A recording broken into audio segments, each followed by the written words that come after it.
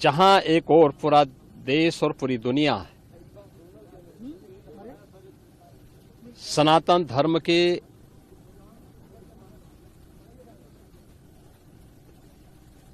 इस सबसे बड़े आयोजन का साक्षी बनकर के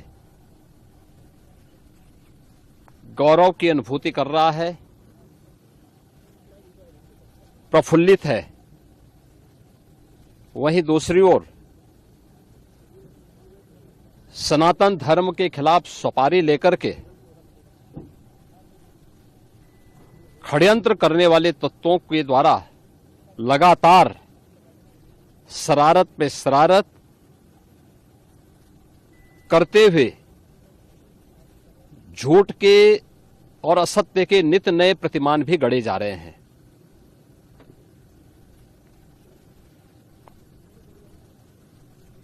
भारत के संसदीय लोकतंत्र की सबसे और सर्वोच्च संस्था देश की संसद में कांग्रेस अध्यक्ष से मल्लिकार्जुन खड़गे और समाजवादी पार्टी के अध्यक्ष श्री अखिलेश यादव का वक्तव्य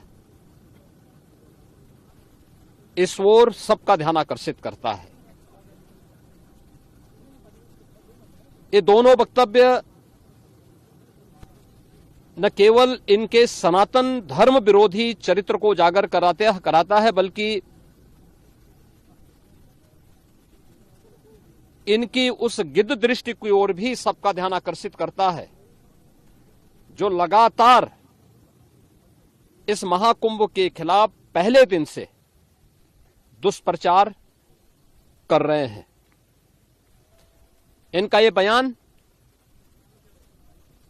न केवल सनातन धर्म पर प्रहार है, बल्कि निंदनीय भी है और शर्मनाक भी।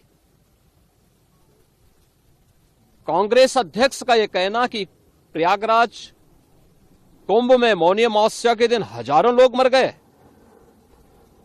हमें अफसोस होता है। एक इतना वरिष्ठ नेता, कांग्रेस देश की जो सबसे पुरानी पार्टी है, उसके अध्यक्ष से अपेक्षा की जाती है कि वो एक मर्यादित बयान देश की संसद में रखें, और इतना गुमराह करने वाला बयान, झूठ पे झूठ, ऐसे ही समाजवादी पार्टी के अध्यक्ष का बयान, एक प्रतिस्पर्धा दोनों दलों में है, कौन कितना सनातन विरोधी वक्तव्य दे सके। ये कहना कि कोई आंकड़े नहीं दिए गए, यहां से प्रशासन से जो बयान जो आंकड़े दिए गए, उन आंकड़ों को मैंने भी सबके सामने रखा।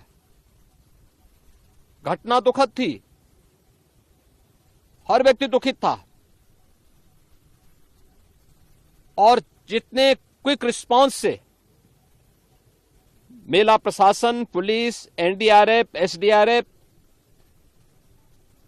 सिविल डिफेंस, इन सब ने मिलकर के घायलों को हॉस्पिटल पहुंचाने का काम किया, अपने आप में एक मिसाल है। करोड़ों लोग प्रयागराज में उस दिन उपस्थित थे। ये दोनों दल चाहते थे और सनातन धर्म विरोधी चाहते थे कि बड़ा हादसा हो जाए। हमारी पहली प्राथमिकता थी कि किसी भी स्थिति में इसको हम जीरो हादसे तक लेके जाएं, लेकिन दुर्भाग्यपूर्ण तरीके से घटना घटित हुई।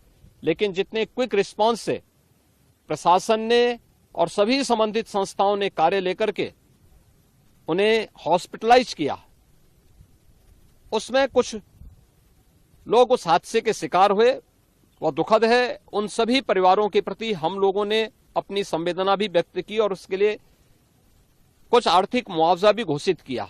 यद्यपि किसी व्यक्ति की कमी मुआवजे से नहीं हो सकती, लेकिन तब भी हम लोगों ने एक प्रयास किया, घायलों का प्रॉपर उपचार कराया। वे सभी घायल आज भी कुछ प्रयागराज मेडिकल कॉलेज में हैं, बाकी अपने परिवार के सदस्यों के साथ चले गए हैं मैंने भी, मेरे साथ मेरे मंत्रियों ने भी, प्रशासन ने भी, प्रदेश के मुख्य सचिव ने भी, प्रदेश के डीजीपी ने भी उन सभी लोगों से मुलाकात की थी।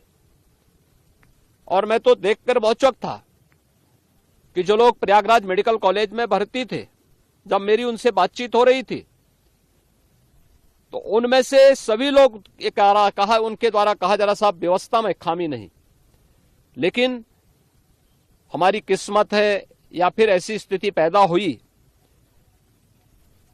और उनके सभी पहलुओं को लेकर के सरकार भी जांच करा रही है और उसके लिए एक न्यायिक कमीशन भी हमने तत्काल गठित किया है। लेकिन हमारी पहली प्राथमिकता थी कि जो ये लगभग 8 से 9 करोड़ लोग प्रयागराज में उपस्थित हैं, इन्हें सुरक्षित उनके घरों के लिए वापस भेजना।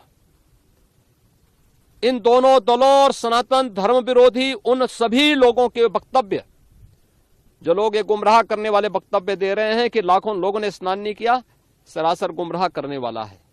ये वक्तव्य देना कि कोई अमृत स्नान या साय स्नान नहीं हुआ, ये भी गुमराह करने वाला वक्तव्य है और सनातन धर्म की अवमानना ही नहीं, बदनाम करने की साजिश का एक हिस्सा है। कोई परंपरा बाधित नहीं हुई। मौनी अमावस्या का स्नान पहले दिन सायंकाल 7:30 बजे से प्रारंभ हो गया था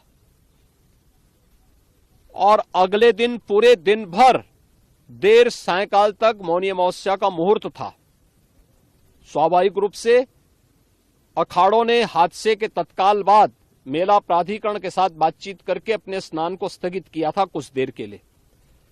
और फिर जब मेरी उनसे बातचीत हुई दोपहर के बाद, सभी अखाड़े और पूज्य संतजन, आचार्य महामंडलेश्वर, वे इस स्नान का हिस्सा बने और वही परंपरागत तरीके से सभी स्नान भी हुए। इस महाकुंभ में 3 अमृत स्नान थे, मकर संक्रांति, मौनी अमावस्या और बसंत पंचमी। इन तीनों में अमृत स्नान हुए जिसमें सभी अखाड़े भागीदार बने। पौष पूर्णिमा से आयोजन प्रारंभ हुआ। समाजवादी पार्टी के अध्यक्ष का यह वक्तव्य भी कि सरकार ने 100 करोड़ की घोषणा की थी, मुझे लगता है कि उनको बयान थोड़ा पढ़ना चाहिए। ये लोग 12 बजे सो करके उठने वाले लोग हैं। कार्यालय स्टाफ जिस प्रकार का इन्हें नोट बना करके देता है, ये उस प्रकार का वक्तव्य